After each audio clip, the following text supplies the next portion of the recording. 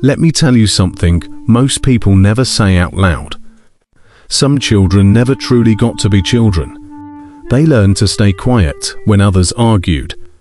They learned to take care of people older than them. They learned that crying didn't fix things, it only made them seem weaker in a world that demanded strength, long before they understood what that word even meant. If you've ever felt like you were forced to grow up too fast, you already know this story. It's written in the way you apologize too much, the way you overthink before speaking, the way you care more about others' comfort than your own peace. You may not remember when it started, only that one day you were laughing without worry, and the next you were carrying a weight no one could see. For some kids, childhood ends the moment they realize no one is coming to fix things. That's when they become their own parent, their own protector, their own emotional anchor. It starts subtly helping a parent calm down, comforting a sibling, solving problems adults should have handled. But over time, it becomes identity. It becomes survival. And survival has a strange way of disguising itself as maturity. People tell you, you're so responsible for your age. They call you strong, independent, wise beyond your years. But what they don't see is that those traits weren't choices, they were coping mechanisms. Every compliment hides a quiet ache, a longing to be carefree, to be silly, to be held instead of holding everything together. When you grow up too fast, you learn to scan every room for danger, emotional danger, conflict, disapproval. You become hyper-aware of people's tones, their moods, their silences. You learn that peace is fragile, and that your job is to maintain it. You become the fixer, the mediator, the emotional sponge. You soak up everyone's pain and rarely let your own show. And over time, that becomes exhausting. You begin to confuse calm with safety, silence with love, and control with worth. Because as a child, control was the only thing that made you feel safe.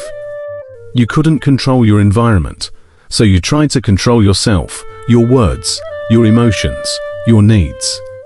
You became small, quiet, agreeable, not because you wanted to, but because it felt like the only way to survive. You grew up watching others fall apart, and no one showed you it was okay to fall apart too. So you learned to hold yourself together no matter what. You learned to smile when things hurt. You learned to say, "I'm fine," when you weren't. And even now, as an adult, that pattern follows you. You might find it hard to relax around others. You might over-explain, over-apologize, over-perform. You might find it almost impossible to rest because rest feels unsafe. Stillness feels suspicious. Your nervous system never learned the difference between calm and danger. It learned that quiet moments are just the pause before something breaks again. And so you live on alert, even when nothing's wrong. That's what happens when you grow up too fast. Your body never learns that the storm is over. You might find yourself drawn to people who need saving. It feels familiar, that sense of being useful, being needed. It makes you feel like you have purpose. But deep down, it's also how you repeat your childhood story, the caretaker trying to heal everyone else, while quietly craving to be healed yourself. And yet, you rarely let anyone take care of you. The idea of depending on someone feels uncomfortable. Love feels safer when you're the one giving it, not receiving it, because to receive means to trust, and trust was never something you could afford to give easily. You might also notice that joy feels complicated. You laugh, but part of you feels guilty for it. You celebrate small things, but struggle to fully feel them. It's as if some part of you is waiting for it all to be taken away again. That's the residue of early responsibility, when happiness was always temporary, and safety was something you had to earn. And then there's the loneliness. Not the kind you fix with company or conversation. It's deeper. The loneliness of someone who's always been emotionally self-sufficient. You can be surrounded by people and still feel like you're holding something they'll never understand. Because how do you explain that you became an adult in a child's body? That your mind learned to manage, to protect, to predict, before it ever learned to just exist. Some nights you feel it more strongly, that ache for a version of yourself that never got to be. The little kid who didn't have to be strong, who could have cried without shame, who could have made mistakes without fear of consequence. That child still lives inside you, waiting, hoping that one day you'll let them come out again. But the truth is, even if you've grown and healed and learned how to function, some part of that early loss always lingers. It shows up in your relationships, your perfectionism, your anxiety, your constant drive to be enough. You're not chasing success or validation, you're chasing safety. You're chasing the feeling of finally being able to exhale. When you grow up too fast, you don't just lose your childhood. You lose the freedom to be imperfect. Every mistake feels dangerous. Every failure feels personal. Every time you let someone down, it echoes through all those years of being the one who had to hold it together. And that's the most invisible part of it. People see your strength, but not the cost of it. They see your composure, but not the fatigue. They admire your independence, not realizing it was born from necessity, not choice. Growing up too fast teaches you how to function, but not how to feel safe while doing it. You become an expert at surviving, but a beginner at living. And when you finally enter adulthood, you notice that something's missing. A softness, a spontaneity, a sense of wonder. You can't always name it, but you feel it when others laugh easily or trust effortlessly. You feel it when people seem carefree in ways that make no sense to you. Because your brain never learned that safety doesn't always have to be earned. You start to realize that what you called maturity was actually hypervigilance. What you thought was strength was suppression. And what everyone praised as independence was really isolation disguised as competence. But even then, you don't blame anyone. You understand too much. You see why people acted the way they did. You empathize with everyone maybe too much, because that's what growing up too fast does. It teaches you compassion, but it also teaches you silence. You see everyone's pain except your own. And yet, you can't unsee the truth forever. At some point, you start to feel that pull, the need to reconnect with what was lost. The need to feel joy without guilt, to rest without fear, to be loved without earning it. That's when the real journey begins. Not toward becoming something new, but toward remembering what you were before you had to grow up so soon. Because the child you used to be is still waiting. And they don't need you to be perfect. They just need you to come back. To understand the psychology of a child who grew up too fast, we have to start with one fundamental truth. No child becomes mature early by choice. It's not ambition that makes a child act like an adult, it's adaptation. It's what the human mind does when love becomes unpredictable or safety becomes conditional. Psychologically, this is often called parentification, when a child takes on emotional or practical responsibilities that belong to adults. But labels only explain the surface. Underneath, what's really happening is the brain learning one message too early. If I don't take care of everything, everything will fall apart. When that belief takes root, it becomes the architecture of a child's inner world. The nervous system begins to operate in constant alert. The mind becomes preoccupied with predicting moods, preventing conflict, and earning affection through performance. Even small children can sense tension they don't understand, and their instinct is to fix it. A healthy childhood is built on trust. Trust that adults can manage problems. Trust that the world won't collapse without your control. But when that trust breaks, the child's brain compensates by building control mechanisms. They start believing that love must be maintained through effort, and that peace only exists when they're good enough. That's how hyper-responsibility begins. You might see it in the child who never complains, who helps around the house without being asked, who comforts adults when they should be comforted. On the outside, it looks like maturity, but inside, it's fear. Fear that if they stop holding things together, they'll lose the little stability they have left. Neuroscience shows that chronic stress during early years changes how the brain develops. The amygdala, the part responsible for detecting threats, becomes overactive. The prefrontal cortex, which regulates emotion, adapts to constant vigilance. Over time, even in safe environments, that heightened alertness remains. The body doesn't forget what it had to do to survive. And this is why, as adults, these individuals often struggle with anxiety, perfectionism, or people-pleasing.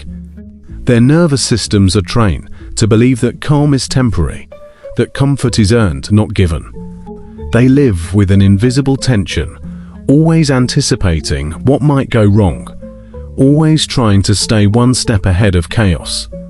Another layer to this psychology is the confusion between worth and usefulness. When a child's care, empathy, or obedience is rewarded, the brain pairs love with service. The message becomes, I'm valuable when I'm helping. I'm lovable when I'm useful. This belief doesn't fade with age. It matures into adult behavior. You see it in the friend who always listens but never opens up. The employee who overworks to avoid disappointing others. The partner who sacrifices their needs to maintain harmony. Underneath it all is the same emotional blueprint. If I stop being useful, I might stop being loved. There's also something deeply psychological about how these children handle emotion. When feelings were never safe to express, maybe because no one listened, or emotions led to conflict, they learn to suppress rather than release. Anger turns into guilt. Sadness becomes numbness. Even happiness feels risky because it draws attention. So they flatten their emotions to stay invisible. This is called emotional inhibition, and it becomes a habit that shapes adult life. People who grew up too fast often describe feeling detached from their own feelings. They can describe emotions but rarely feel them fully. They intellectualize pain instead of experiencing it because feeling it might open doors they spent years learning to keep shut. And then there's attachment.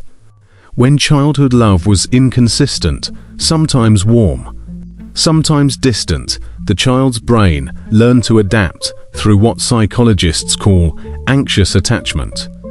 That means constantly scanning for signs of withdrawal, rejection, or disappointment. It's not paranoia, it's pattern recognition. The brain remembers instability and mistakes it for normality. That's why, as adults, they often oscillate between closeness and distance. They crave connection, but fear dependency.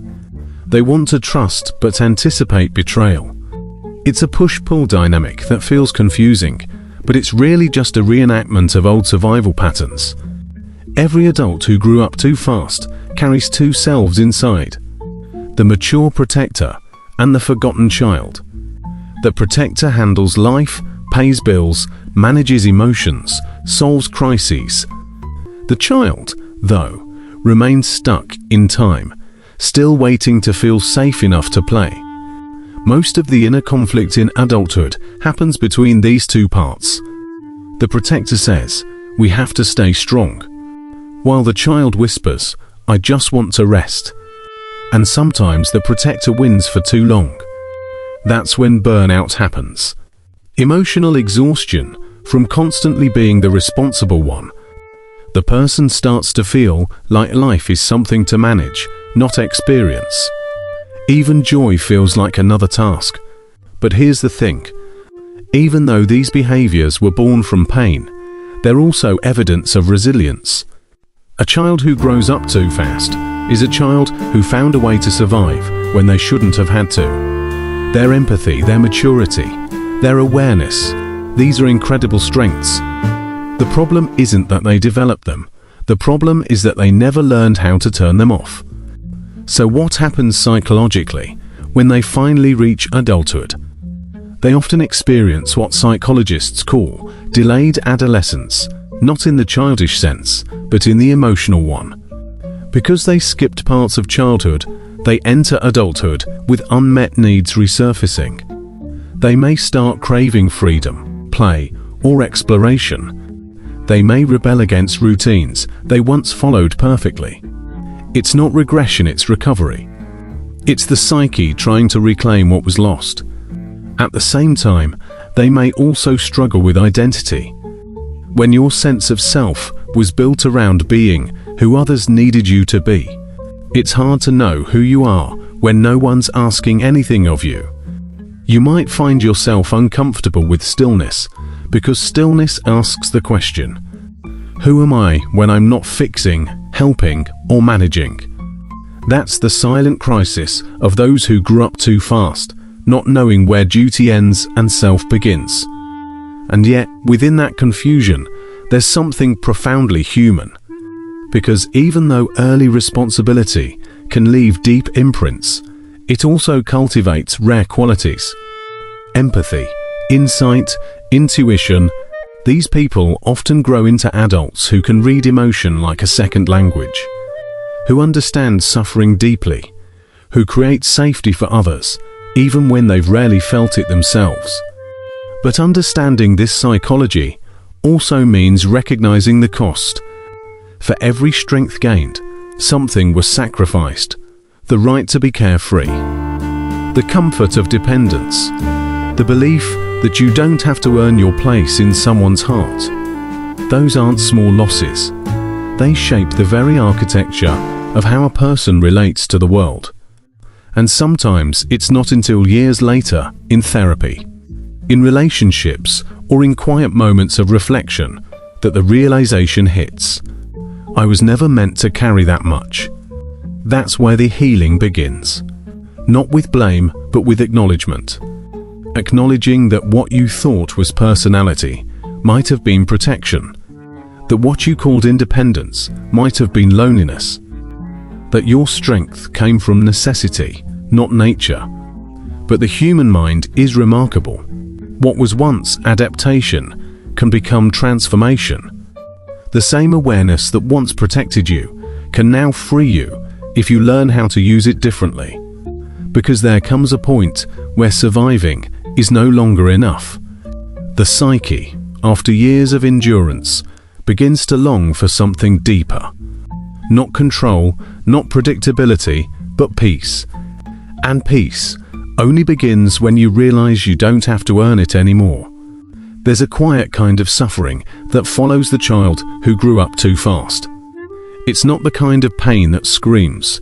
It's the kind that sighs in the middle of the night, when the world is asleep, and the weight of being strong for too long presses down on your chest. It's the kind of pain that comes from realizing that you spent your childhood preparing for survival instead of living. You were supposed to be learning how to play, not how to cope. You were supposed to be asking for help, not giving it.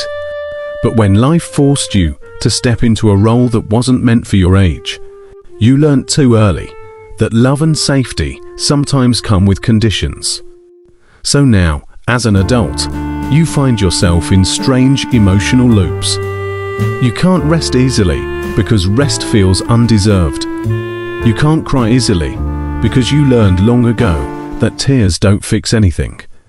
You crave love deeply, yet you push it away when it gets too close.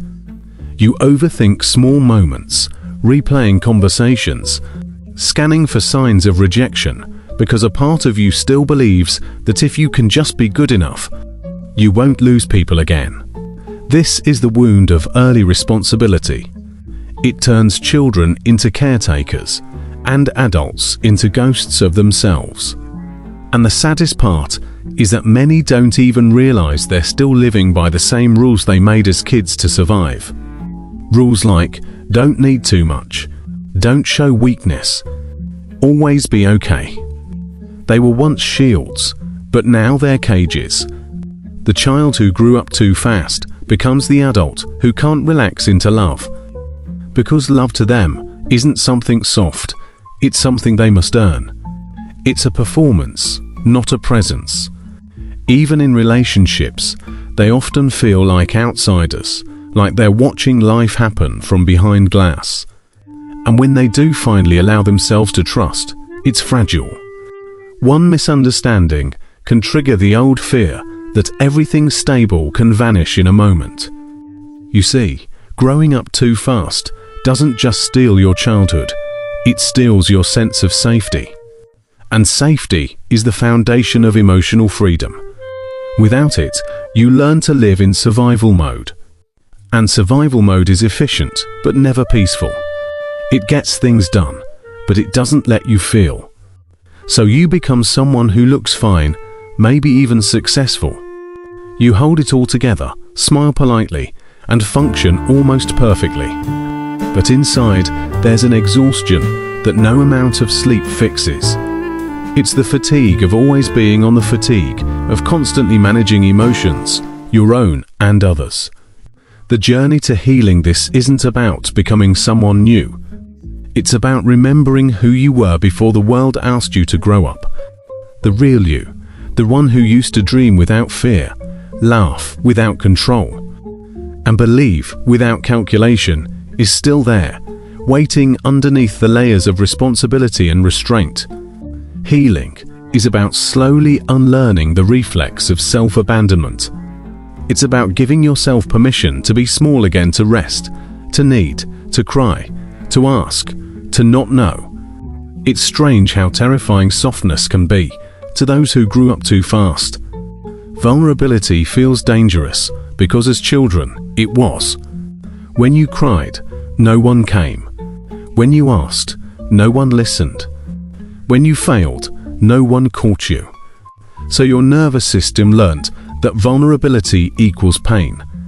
But healing begins when you start gently teaching yourself that it's safe now, that you're no longer in the same house, or with the same people, or living under the same silence. The adult you is allowed to build a different reality, one where you are not constantly the parent, the protector, or the peacekeeper. One where you can say, I'm tired, and it's okay. One where love doesn't depend on perfection, but presence. You will probably grieve not just the childhood you lost, but the version of yourself that had to pretend to be older, stronger, wiser than they really were. You'll grieve the moments you missed because you were busy holding things together. You'll grieve the innocence you didn't get to have. But that grief is not weakness, it's a return. It's your soul reclaiming its own timeline. There's a powerful thing that happens when people who grew up too fast finally stop running from their inner child. They start listening to it. They start asking, what did you need back then? And sometimes the answers are so simple, they hurt. I needed someone to tell me it wasn't my fault. I needed someone to stay. I needed someone to see me. And in those moments of realization, you can give yourself what no one else did. You can hold your younger self with compassion instead of criticism. The irony is the strength that once kept you alive now becomes the same strength that helps you heal. The endurance, the empathy, the emotional depth, they were born out of pain, but they can be used for peace. You already know how to survive. The real challenge now is learning how to live. And living means allowing imperfection. It means letting yourself rest even when things feel unfinished. It means learning to enjoy the present moment without feeling guilty for it. It means letting people help you without believing you're a burden. It means rediscovering joy in small, silly things, because that's what your inner child always wanted. Joy without purpose, laughter without performance. One day, you'll realize that growing up too fast didn't break you, it shaped you. It gave you the ability to read emotions like music, to sense pain behind words, to love deeply and fiercely. But those same abilities need balance now. You don't need to be everyone's healer anymore. You don't have to fix every silence. You can finally step out of the role you were forced into and start being who you actually are. Healing doesn't mean you'll never feel the old ache again. Sometimes, when you're tired or lonely, you'll still feel that old instinct to toughen up, to handle it all alone. But now you'll know that you have another choice. You can sit with yourself and say, "It's okay. You don't have to be strong right now." That's what real maturity looks like. Not the kind you were forced into, but the kind you grow into with awareness and tenderness.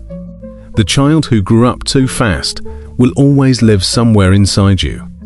But over time, they'll stop running. They'll stop watching the door, waiting for someone who never came. Because you'll have become the one who finally showed up.